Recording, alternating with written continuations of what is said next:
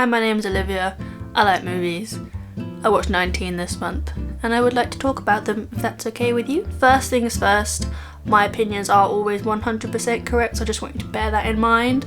And also, I don't know how to talk about these without spoiling them, so here are all the movies that I'm going to talk about. If you don't want to get spoiled, skip over it. And if you do get spoiled, don't blame me because you've been warned. I'm actually quite impressed with myself that I managed to get 19 movies this month, considering the fact that I also watched the whole Eric series on Netflix, and I watched The Last of Us for the first time, and I watched all 7 seasons of Rick and Morty, so 19 is pretty good. My general minimum goal is 15, and my personal best is 22 in 1 month. I'm gonna try and hit the 30 mark this month in July, but we'll see how that goes. I've been saying that for 2 years, and it's never happened, but stay tuned. The first film I watched this month is probably one of the best films ever made. I know it, they know it, you know it. It's Pitch Perfect. There's never ever been anything like this before, and there will never be anything like this ever again. And I mean this with all seriousness. I think this is a perfect film. I think it's got some really unique pacing that I haven't seen in other films before. It's spread over a whole year, and yet none of it feels rushed, and no scene feels like it's lingered on for any too long. We're really taken through this story in a very comfortable way, and that's not even to mention the brilliant soundtrack, zoom zoom zoom zoom zoom, all the amazing performances. I think if it came out now it might not receive the same praise that it did back when it came out, but the world was ready for Pitch Perfect in 2012. If someone came in this room right now and held a gun to my head and said, recite a movie start to finish, every word perfectly, and I won't shoot you, this would be the film.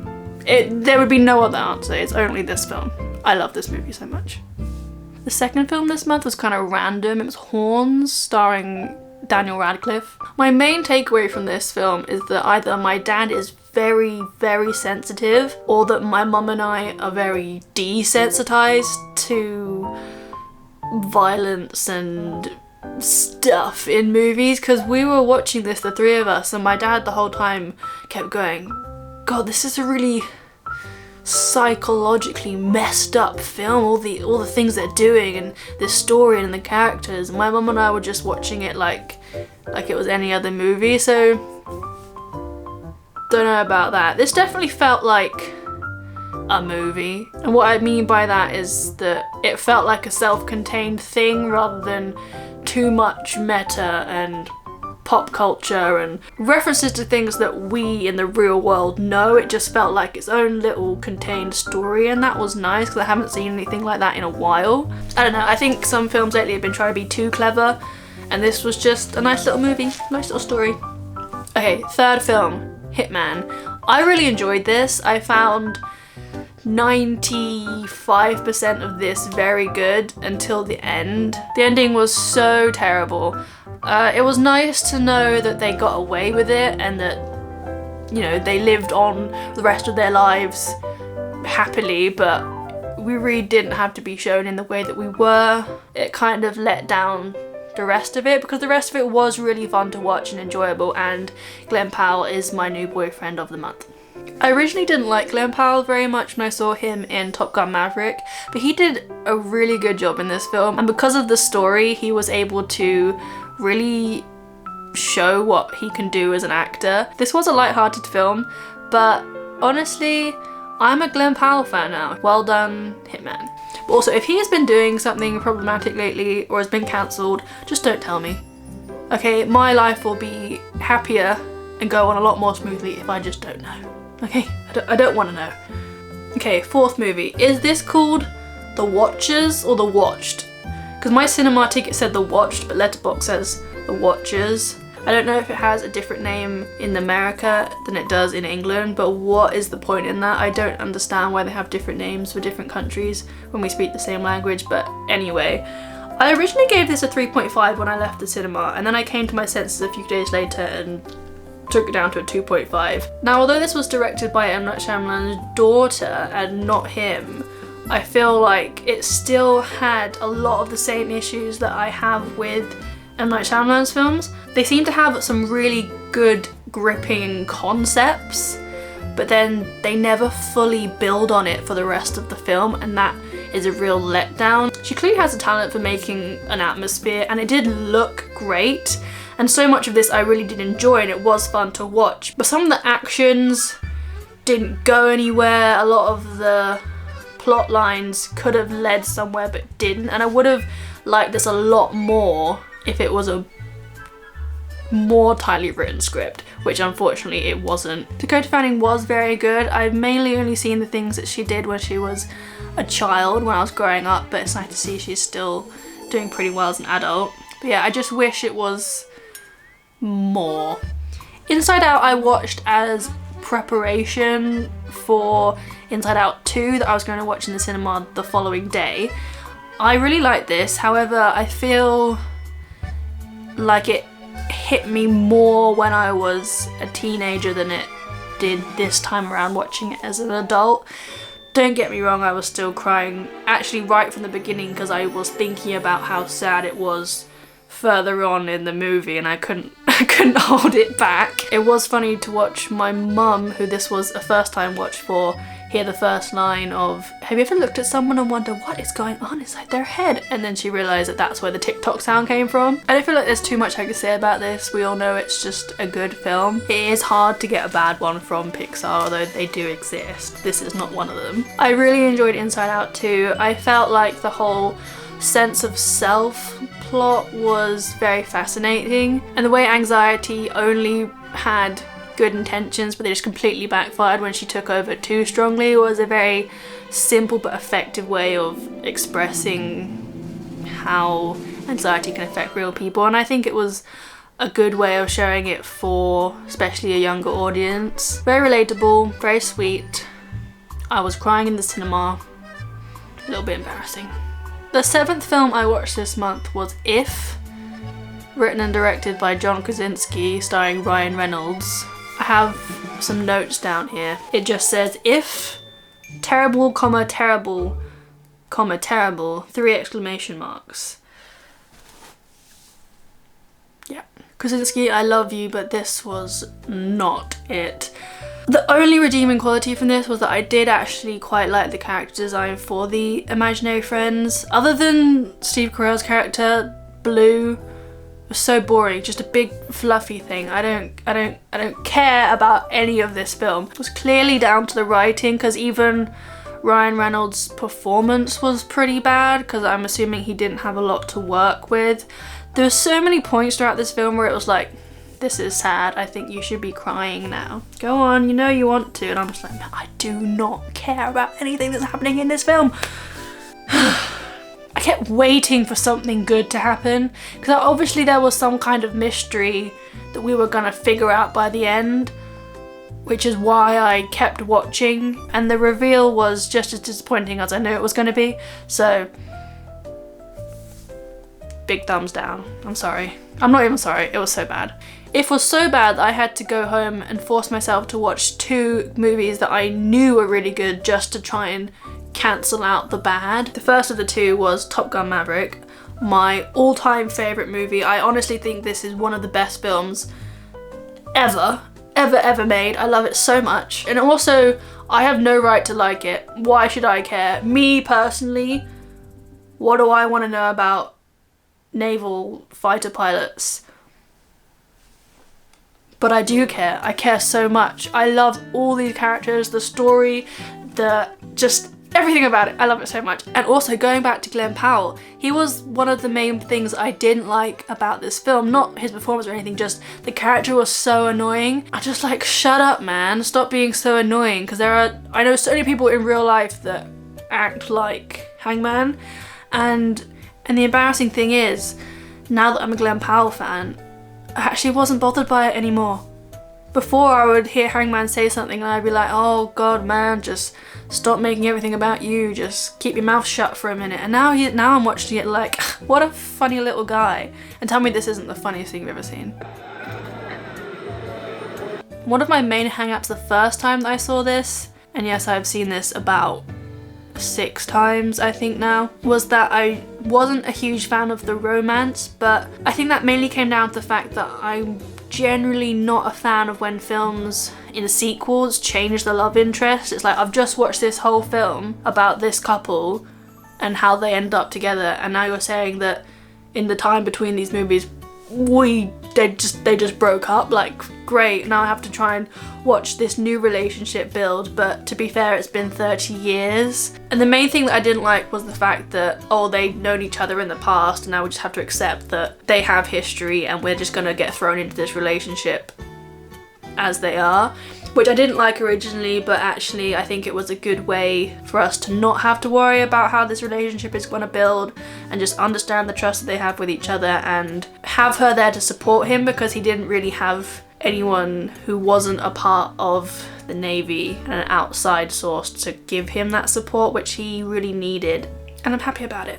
This is just such a good film. I love it so much. We've gone through this whole journey with these characters, and then right at the end, when you think that your heart has taken enough, they then throw in Lady Gaga at the end, and it just, what a better way to end a film than with Lady Gaga.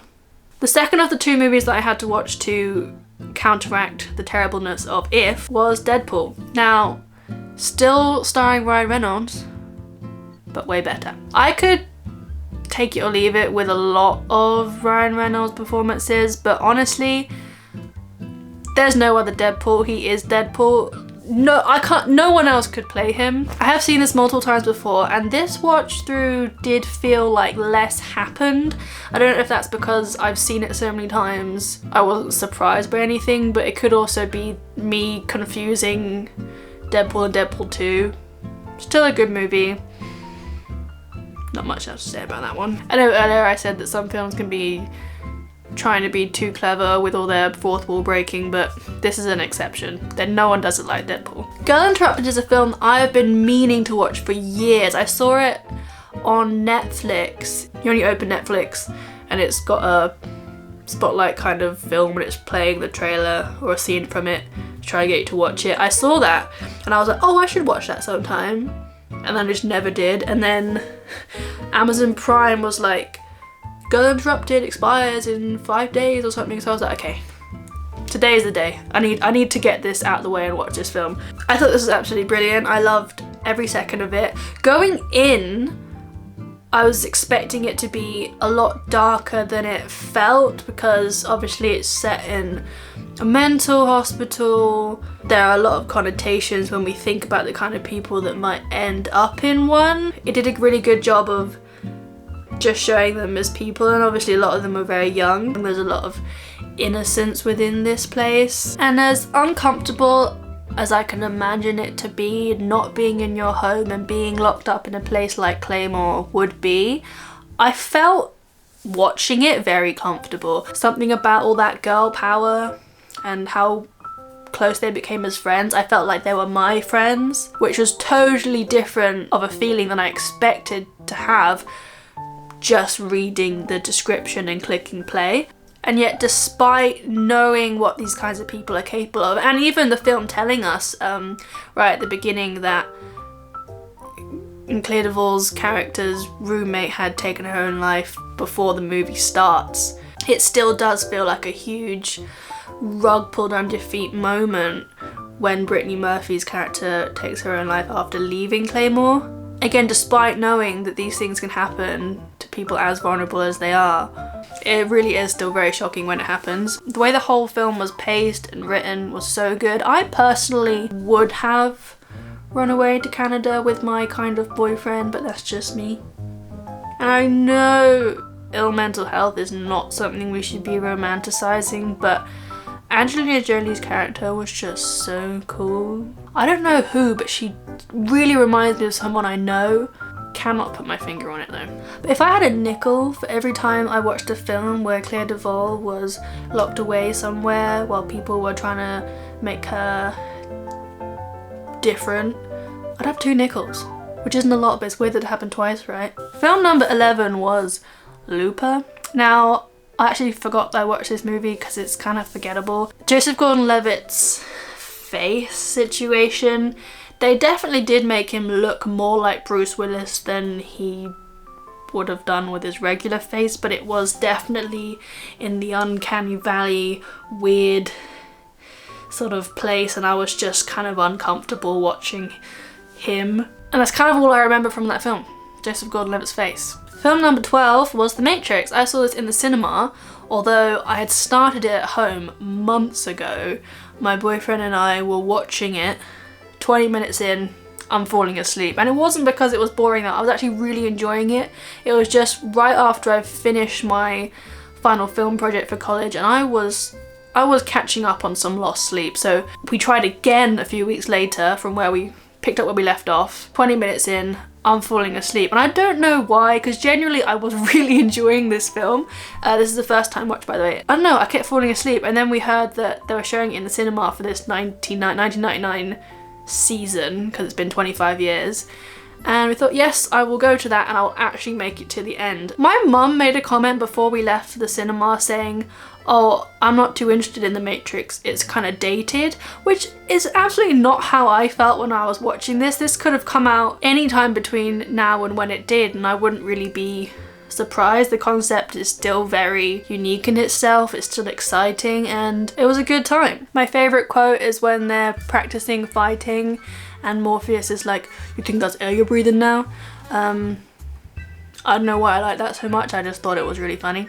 And I like the way they pepper in things that make you think as an audience, am I in the Matrix? Like when Neo experiences deja vu and they all just turn around like, deja vu? That's a glitch in the Matrix, blah, blah, blah. So now we can feel like, oh my god, I just had deja vu. They're changing something. The outfits are really awesome, but I think everyone already knows that. There's a certain feeling that I get with a lot of Keanu Reeves's performances, is that I just kind of can't take him seriously. He's just such a silly little guy that for him to be really serious just feels wrong. I haven't seen any of the John Wick films, so if he's different in that I wouldn't know, but it did play into his character, and even saying that, by the end where he is truly seeing the Matrix and stuff, he did actually feel cool even to me. And yeah, Matrix, good movie. Dallas Buyers Club is the kind of film that feels like it's playing the part of a really amazing film, but it's actually only just kind of good. Do you know what I mean? Like in a similar way that If does, but obviously way better executed. I love the stick to the man attitude. It's a kind of attitude that I go about my life with, and I know there's a constant ongoing debate about can you separate the art from the artist, and it's not something I'm prepared to get into right now, but you have to admit that Jared Leto is a very skilled and talented actor. I loved Rayon's character. You could say that Rayon and Ron's relationship was toxic in a sense, but considering the time and the context, I really like the friendship that they built together. That was definitely my favourite part of this film, was their friendship. But yeah, this was just a good movie. I can't say that I think it's incredibly amazing and groundbreaking, because if it was, I feel like I would have felt more entertained.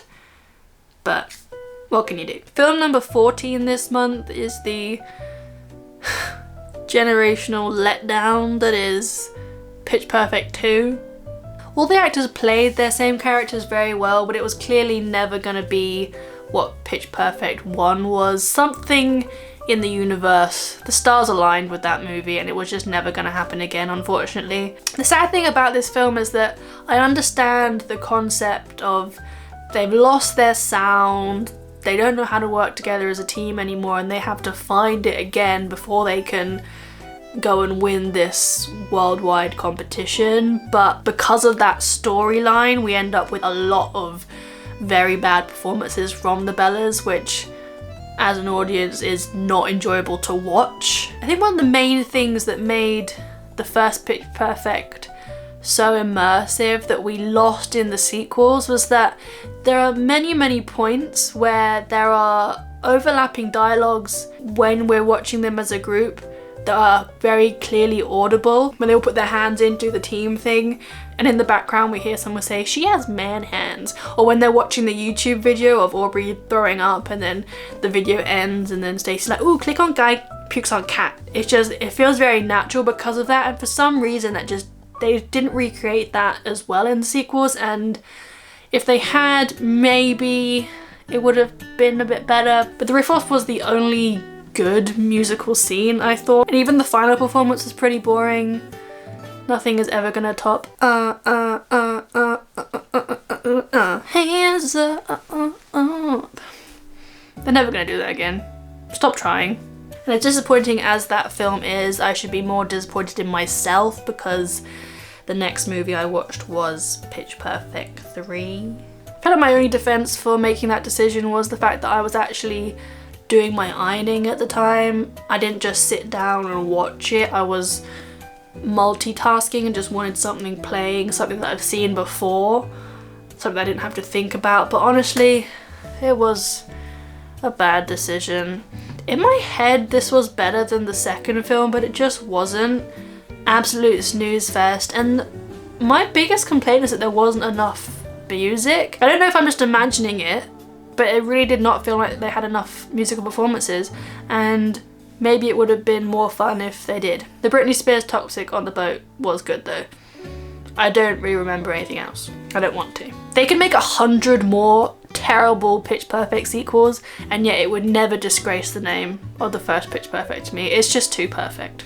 It's in the name. Movie December 16 was A Quiet Place Day 1. Now, I really enjoyed this film. I felt like it was a very small story, but it was done so well that there was nothing wrong with that. I was about 10 minutes in thinking, no way did John Krasinski direct this. The man that directed If directed this. I actually had to look it up mid-film, and turns out he did not direct this. It is still his story, I'm pretty sure, but this was definitely filmed absolutely beautifully. There's a scene where our two characters are in a bar or something. Oh, it's a jazz club I think that her dad used to perform at, and they're doing a little magic trick performance in the silence, and there's the light coming through, and it's absolutely beautiful. And that was sort of the moment where I was like, oh, this is a good film. This is really good. I'm really enjoying this. I was just so concerned the whole time that this cat was going to be in danger, and I was so nervous, but yeah, it was fine. Cat survived right to the end, which I'm very, very happy about. The thing is, all I was thinking about this whole film was the cat. I couldn't really focus on the rest of it because I was so worried about the cat, but cat was awesome. Okay, so film number 17 was by far the best film I watched this month. It was Buffalo 66. I knew absolutely nothing about this movie going in. It was just another case of Amazon Prime telling me this title is expiring in 48 hours, so I thought, alright, I'll watch it now. It was only after watching the film that, through reading a lot of the reviews, I discovered that apparently this guy, Vincent Gallo, is not a good person in real life. Sorry for the interruption, but this is editor Olivia coming in to give her 2 cents on a few things because I don't think I explained them well enough in that video. So I think that every single one of these artist separation debates is so individual for each case, but in this case that we're talking about, I think the general consensus of people that can't separate this movie from the guy originally liked the film and thought it was a really, really amazing film, and then when they found out about him, ended up saying that no, this film is actually a really bad film. But I think for me personally, I don't care about this guy. I'm not gonna let whatever bad decisions this man is making take away the experience that I had with a piece of art that he just happens to be associated with. Because if I think back to how I was watching this movie, I was in a whole nother world. I'm not going to watch this man kidnap some woman and then them fall in love and me suddenly think, oh my god, if I get kidnapped, I'm going to fall in love with this person that kidnaps me. Like, I think audiences aren't always given enough credit because people aren't sure if they're going to be able to tell the difference between what's actually romantic and what's this story. And I really did take this as a story of this person that's going through a tough time and is making some very terrible decisions. And honestly, yeah, Christina Ricci's character did everything wrong when you get kidnapped, but I was just enjoying it as I'm watching this series of events unfold and I'm having a good time seeing where it goes. And I just feel like it would be a shame to let the bad decisions of someone else take away the connection that you have with a piece of art. And I think Me personally, in this exact situation, yes, I can separate the art from the artist. But other cases, who knows?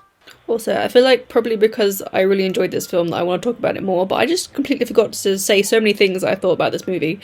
The way that it starts with us watching this guy run around looking for a toilet because he's so desperate for a wee. Like, what more of a human experience is that? No other species would be in so much pain because they aren't gonna do a pee that they'll still continue to hold it in because they're not in the right place.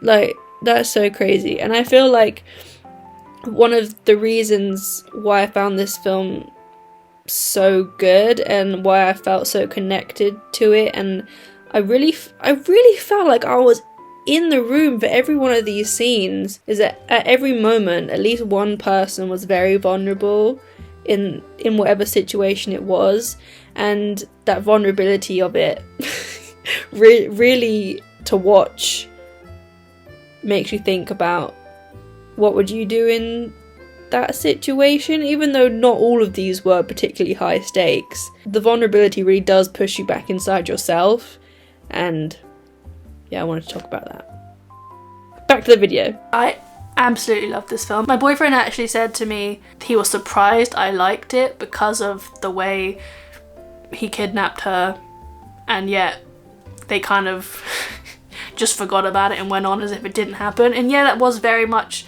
not something that I'm a fan of. I don't think, no one should be, right? It is a shame because I think if he had just asked her, do you want to come and pretend to be my girlfriend in front of my parents, I'm pretty sure she would have said yes. Like, learning what we learnt about her character, she was happy to just go along with whatever. But I think we also do have to remind ourselves that the character Billy was planning on killing himself at the end of the day throughout this whole movie, and that had to have influenced his decisions. I hated his parents. I'm sure we're supposed to hate his parents, but they were horrible. And I think if you grew up with a dad who would do something horrible and then say, but I love you, daddy loves you, don't forget that I love you, and I'm pretty sure he must have said that after he killed his puppy, you're gonna be a bit confused about what love is. And my interpretation of this is that he just needed someone to show him a bit of compassion, and she was there to do so, and he was happy by the end of it. Big spoilers, big spoilers. At the end, he goes to murder the person who he thinks is to blame for why he ended up in prison, and then kill himself immediately afterwards. And we do see that scene play out, and the whole time this scene was playing I was rationalizing with myself, like, it's okay, like, a lot of films end like this, it doesn't always have to be a satisfying ending, we knew he was going to do this throughout the whole film, it's okay, like, they only just met, like, he wasn't even that nice to her, like, this is just the way this story is going. And then we find out that it was all just in his head and he didn't do it, and I was like, yeah, I was actually shouting at the screen, so happy. I was like, forget everything that I just said, I do want a satisfying ending, and I got it. Also, a message to my boyfriend, if you could just go around saying this to everyone that you meet. There's a girl who loves me, and she's very pretty, and she's very nice, and she loves me. So what do you think of that? Very much appreciated. Thank you very much. Recurring theme of Amazon telling me that a title is expiring, so I watch it. Anomalisa. Surprisingly, one of the least weird Charlie Kaufman stories. It was kind of a boring film, and yet I don't think I was that bothered about it, because obviously the main appeal of this film is the animation style. It looks so good to watch. I'm actually quite shocked at how they got such amazing emotive faces on these little models. I'm not sure I want to admit just how long it took me to realise that all the characters had the same voice. I kind of just thought that the bellboy had got downstairs really quickly to pick up the phone, that we were talking to the same one when he called for room service, and then he went in and phoned his wife, and I was like, oh, okay. They're all the same. It's all the same guy. It's all the same guy. Which clearly wasn't just a style choice, it was this guy was seeing everyone. He kind of saw himself at the center of the world, and everyone else is the same and boring until he meets this one woman clearly who has a different voice. Yeah, not a nice guy.